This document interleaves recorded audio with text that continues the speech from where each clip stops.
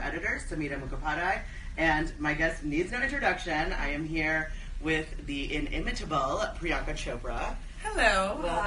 Welcome. We are so excited to have you here. I love inimitable. So hard to say so early in the morning. Also, inimitable. If people say imitable by mistake, then it's a totally different meaning. Very different meaning. It's like, you're just like him. So really exciting news. Tomorrow we have a premiere for your third season. You made it to 3 seasons. Yay! On ABC. So that's tomorrow at 10 p.m. Yes. On ABC. So tell us about Quantico for our viewers that don't know what it is or haven't watched it, which you should have all watched it. Well, even if you haven't seen season 1 and 2, this is the right time to jump onto the Quantico bandwagon because the show has gone to it's gone through like this big change. We're 3 years later from where we left off in season 2. So like everything is new, the characters are new, we have a new Black Ops team and undercover. So basically this is a really sexy spy show, secret spy show. Like that's what the show is. And this year we've gone really global. We've shot in Italy, we've shot in Ireland. Almost every episode we have America working with some country in the world and the crises that happen, which only we can solve. Yes. Like that, in slow-mo. But that's the show. I mean, it's a really fun show with a ridiculously good-looking cast, which makes no sense. Yeah. How we ever go undercover, anyone. Because anyone walking in, you'd be like, who's that guy? There's no world in which we can go undercover. But on Quantico on ABC, we do, and very successfully so. But that's the fun of this show. You know, it tackles really important matters from like headlines or very relevant news and uses the spin of entertainment to sort of talk about it and give it perspective. Yeah, that's really, Quantico has consistently hit on important issues that are coming up in the news. And I know you had an episode on the Muslim Registry, which was a really big issue last year. What has been the reaction to some of the more political storylines? I think people talk about it, and I think that we're at such a great time in the world of social media today, where it's really powerful. I mean, there are virtues and vices to everything, but you use social media for its power of conversation, of its power to be able to spark debate, of us feeling like a community around the world, and I think Quantico sort of does that. It brings about, like for the audience that watches it, it brings about like really interesting topics that you can talk about, and different people have different point of views, and it becomes a conversation, and I definitely encourage it because I think with dialogue and debate will we as community, global community, be able to like deal with the issues of the world today. Because if we don't do it, nobody else is going to. That's absolutely right. So what can we expect in season 3? It's going to be it's really hot. Alex Parrish, which is my character on the show, she has so much man drama. Like so much man drama. And I'm like, girl, just make up your mind. So a lot of that will happen. There's some big stuff that goes down between her and her best friend. The dynamics of of Ryan and Alex in season 2 change in a big way. There's new cast members, new love interests that also come in. Marley Maitland, who's an Academy Award-winning actress, she comes into the show this season as well. And we're 13 episodes, which I love because, it's a whodunit, right? And you don't want to stretch that for too long. So I'm really excited about the fact that it's 13. Yeah, that's great. So you've done a little bit of production too on Quantico as well. What's that experience like? And do you prefer behind the camera, in front of the camera? Like, what's what are the challenges? I haven't produced on Quantico. But I started my production company 2 years ago while I was on it. And I've now produced about 8 features in India, and I'm developing a bunch of scripts right now. We are developing one for ABC itself and a couple of them for TV and features in America as well. So I love both. I think it was a natural progression for me. I started working when I was 17 years old. So it was a natural progression. 17, teen Vogue. Yeah, 17. At 18, I was Miss World. Yeah, it's crazy because you're 21 now. I love her. I do. You should always think that I'm 21. But so because I started my career when I was so young, it was sort of a natural progression to get into filmmaking after having done it for such a long time. And I enjoy both. The power of being able to be a storyteller and pick and choose the kind of cinema or, you know, entertainment that you want to give your might to. It's just, it's really powerful. Yeah, absolutely. So, you know, you're such a role model, I think, to so many young women and to so many young South Asian women all over the world. How, you know, and it's so clear from your career, like, you know, you worked really hard. You know, you worked really hard to kind of have your breakthrough opportunities and now to be, you know, starring in your own television show. What was it like in the beginning when you were first, you know, trying to figure out... Like at 17? Yeah, like when you were finding your voice. You know, how did you know what you wanted to do? You don't know what you want to do. I never knew what I wanted to do. I don't think any one of us, like, you know, especially when you're in your teenage years or like your 20s, you think that growing up means like you're gonna know what you want and you're gonna know that I prefer espresso or I prefer tea. You're gonna know. But there will be times where you want tea even though you prefer espresso, you know? So you never know. Change is the most constant thing in life. I think at every given moment, whenever I have to take a life decision, even now, I get really stressed out. Yeah. So what I do is I make a list of pros and cons.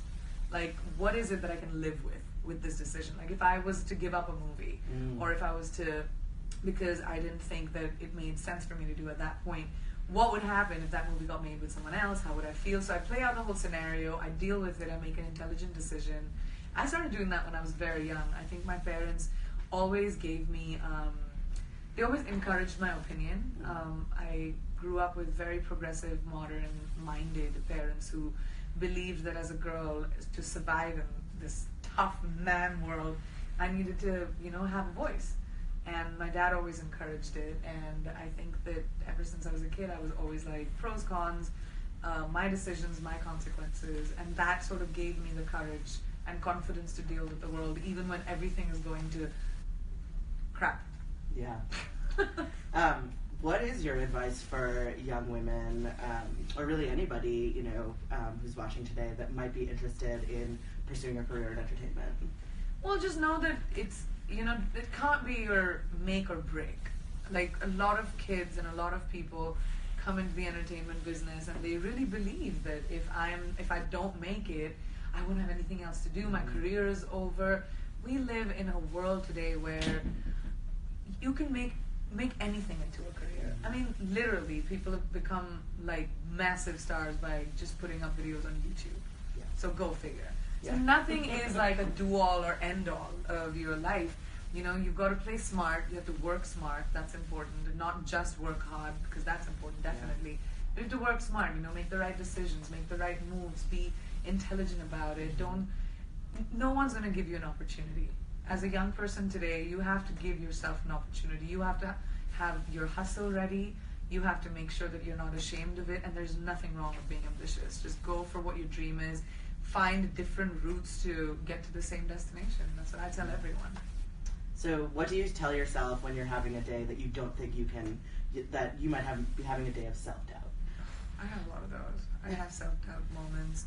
I freak out. I get really like panicky. I call some friend of mine or my mom usually, because she's the voice of reason in my life. But or just someone. I need to talk to someone, and then I reason it out a little bit. Like, what's the worst that could happen? I eat a lot. I really emotionally eat. I love the worst food. Like, I need like a bunch of skinny fries with like a burger, or like I need pizza, or like Thai food. I can do Thai food anytime. But I need emotional eating. Like, that needs to happen when I'm thinking. And how else do I deal with failure? I definitely I have a system to deal with failure. I hate it. I don't like it at all. I'm a really bad loser. Like, you should, even on like board games and stuff. I'm very competitive. I'm one of those like terrible people. But if I lose, what I like to do is I like to get into my bed and eat like worse snacks, like Doritos and salsa and like honey popcorn, caramel popcorn, I don't know, whatever, and watch like shit TV. Yeah. Like reality TV. Like that's my favorite thing to I do. think that is relatable. I think that is highly relatable. So you must get so many, reactions from people all over the world, especially young women. What do people say to you that makes you the most inspired and the most kind of grateful for what you've been doing? There was a young girl, like about, I think 4 years ago, I was the first South Asian to be the face of Guess, which was such an iconic American brand. Yeah. That, and this was in 2015 or something, by the way. I mean, we're not talking about the 70s here. I just wanted to Yeah. just point that out. First South Asian to lead a network drama. Yes. 2016. Just putting it out there. Yeah. But I think I remember there was a party that Guest was doing for me, and this was in New York, and it was like a day like today, like super rainy, except it was like snowing too, cold at night, and there were a bunch of people downstairs. The party was happening at a restaurant, and there were a bunch of people downstairs waiting to like meet me. So I said that I'm gonna go down, just take a few pictures, and come back up because it's super cold, and I didn't want anyone standing outside in the snow. So I went downstairs, was taking pictures, and that's normal, like I do it all the time. But this one girl, she was I think 12 or 13. She was just standing there, just looking, while people were taking pictures and everything. So then I asked her, I was like, "Hi, what's your name?" And she told me her name, and then she just gave me this monster bear hug, like just this. She swooped me up like that, and she started crying, she like shaking. She's like, "I just started high school, and you made being South Asian relevant." I didn't even understand what that meant. But I really, that was one of those moments which I really took back with me. And I remember when I went upstairs, I was like mind blown because I understood what she meant. When I was in high school, in 9th grade, I loved Buffy. I mean, Sarah was my favorite. I wanted to grow up and be her. But I think I'm older than her, but still. Still do. But I mean, now that I think about it, I didn't have anyone that looked like me in entertainment at all. I may not have thought about it at that time, but now looking back, there was no one that looked like me on TV. And like when you spoke about people you liked in pop culture, you couldn't refer to an Indian actor because your friends wouldn't know about them. Yeah. So I understood. Like it's moments like that that make me feel like I'm doing something which may be bigger than myself. Yeah. I really appreciate that point. When I actually got this appointment, and I've worked in representation and elevating women's voices. The part of me being South Asian didn't even occur to me until after the announcement came, and all these young women were like, "Oh my God, I think I can pursue a career in journalism now," and it turns out, I didn't even know this. I found out on an interview with India Abroad that I am one of 2 executive editors in the country of any publication. And to think that in 2018, when, South Asians are writers, we're in media, like, we're kind of everywhere, we still have so much to go in terms of... But, let's just talk about context when it comes to South Asian representation. We're 1/5 of the world's population, just by sheer number, first of all. When it comes to global entertainment, which is entertainment in English, which predominantly becomes Hollywood, if you think about it, like at the Emmys 3 years ago, when I remember Riz Ahmed won his Emmy for drama, there were 6 South Asians in the room, and I remember Aziz Ansari and me making a joke about it, yeah, we made it to 6. 5 years ago there was 2. Yeah. So, but yes, we're talking about those numbers in 2018. Representation matters. There's a whole science behind it, even when it comes to opportunities for women, for that matter. Yeah. Like in entertainment, in journalism, or anything that you say, opportunities for women of color, opportunities for immigrants, people who are not from the country, to be a part of the global entertainment. When there are few opportunities, and there are large numbers of people pursuing those opportunities, it's so easy for the people in power to have everyone compromise on whatever they might have stood for. So there are 5 big jobs for female actresses within this year. Everyone's going to be clamoring for those 5 jobs. So the studio can just turn around and say, all right, well, if you don't do it at this much money, or if you don't do it at blah blah blah, we'll just take someone else because there are that many people who need it. So if we don't create those opportunities, we're never going to be able to deal with disparities or representation, or women his voice is being elevated because the opportunity needs to be created. And I think that can only happen when you dig your feet in. And I tell that to everyone. Dig your ankles in. Don't like presume someone's gonna do it, demand it. Make your voice really loud and demand it. Yeah. And I really love that about creating the opportunity. Fight for it. Yeah. And when you think about your role in Quantico, or when I think about an Aziz Ansari or a Mindy Kaling, I mean, they wrote those shows. They were executive producers on those shows. They literally wrote their existence into being. But that's what Mindy said that once. Yeah. That she said that, there was in an interview of hers that I read, and I was so inspired by it, that no one was casting her. Yeah. And she said I had to write my own show to be cast in it. And which is why for me, being cast in Quantico was such a win, and kudos to ABC for having the foresight to do it, because now we're in 64 countries around the world, and our third season's not even out. And but that's why that's such a big win, because my character, she's her ethnicity doesn't define what happens in the show. It's not, yay, my big fat Indian wedding, or it's not like, which I'm super, which I would do, but that's not all I am. Is what I'm saying. By the way, all Indian weddings, it's a really cool place to be.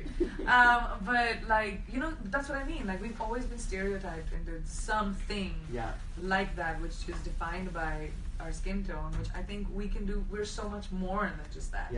I'm very proud of my roots. I'm very proud of my color, but I'm more. Yeah, absolutely. So, what's something you're tired of hearing? Oh, thank you. What's of all the reactions you get, of all the things that people say, what's something that you're like, all right, leave it. I'm a few tired of hearing things. There are that. a few things. Oh, I feel bad now. Okay. Oh, do you speak Indian? What's Indian? It's like speaking American. Well, some people do, but yeah. That is true. American. I am trilingual now. I speak Hindi, English, and American. Okay. American is a legit new language. For example, oh my God, that's so Bollywood. What does that mean? Bollywood's a flavor. I saw a flavor of popcorn. That was Bollywood flavored. What? I really want to understand the science of that. What does that mean? What? Well, first of all, Bollywood's not even a place. Yeah. Hollywood is a place, a real, legit place. So what are we, a feeling? Yeah. What are we, a flavor of chicken masala? It's gonna taste like Ritik. Oh my God, that would sell a lot.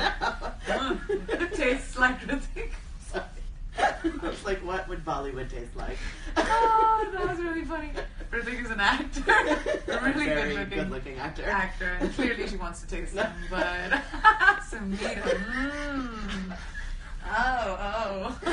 Caught on camera. Oh no. And she's getting red. Tune out, Mom. I know. Tune out. Sign off, Mom. Sign off.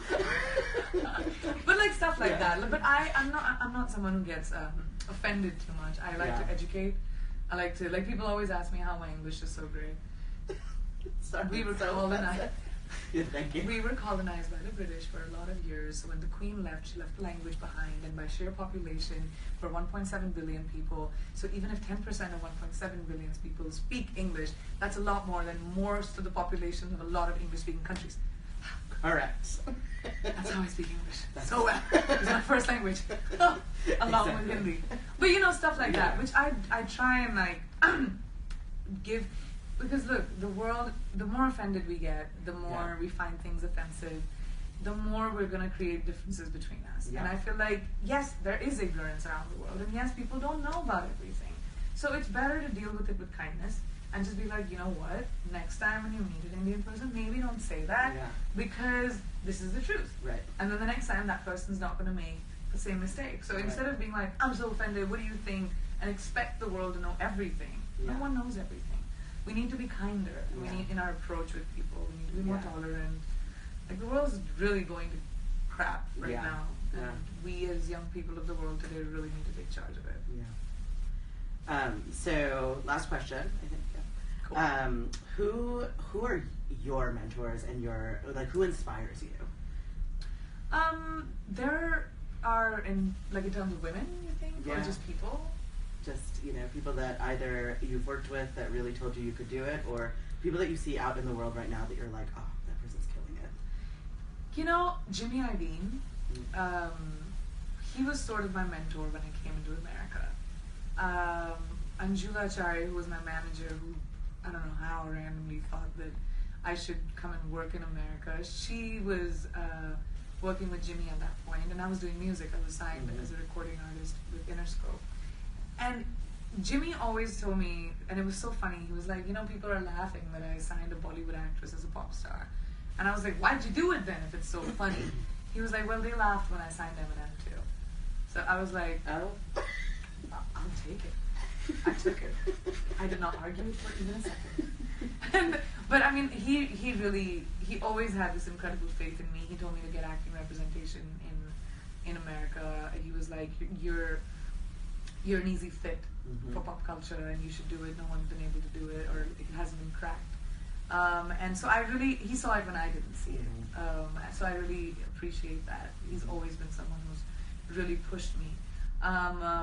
People I love Michelle Obama. I think as a woman, she's just someone who's such an iconic role model, and you know, young kids, like young girls, really need strong women to be able to look up to, and she's definitely one of those, because she doesn't take herself seriously. She has fun. She's so feminine, but at the same time super strong. So I adore her as well. Yeah, great. I have one more question. What's next? Good question. God, so much. I have so many balls in the air right now because I'm trying to manage like 2 careers in 2 different countries, continents. That's not easy.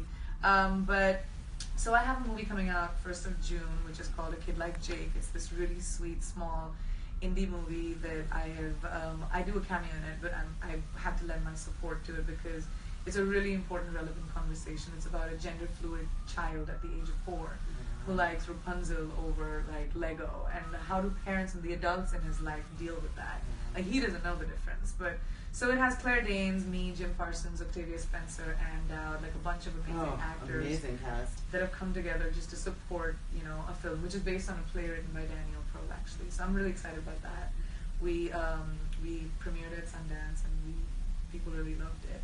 Then next year, Valentine's Day, I have a romantic comedy which I'm really excited about coming out, which is with Rebel Wilson, Adam Devine, and Liam Hemsworth, which is like the super fun rom-com shot in New York, like the cliche of rom-coms, but we spin it on its head, so that's super fun. I'm going to do a Hindi film this year. I haven't done an Indian film in like 2 or 3 years, so I'm trying to balance that too. Within all of these things that I'm trying to do, I have a lot of work with UNICEF I'm going to do this year, so there's a lot of travel involved with that. Yeah. So this year is going to be hectic. It's cool. That's okay. Wait. So how do you take care of yourself? And so it's like an athlete. I really believe to be able to handle 2 active careers in 2 different continents, you have to like make sure you get 8 hours of sleep every night. That's so important. So even if those nights when you're like all your friends are going out and you have to be the loser who goes home to bed, I do it.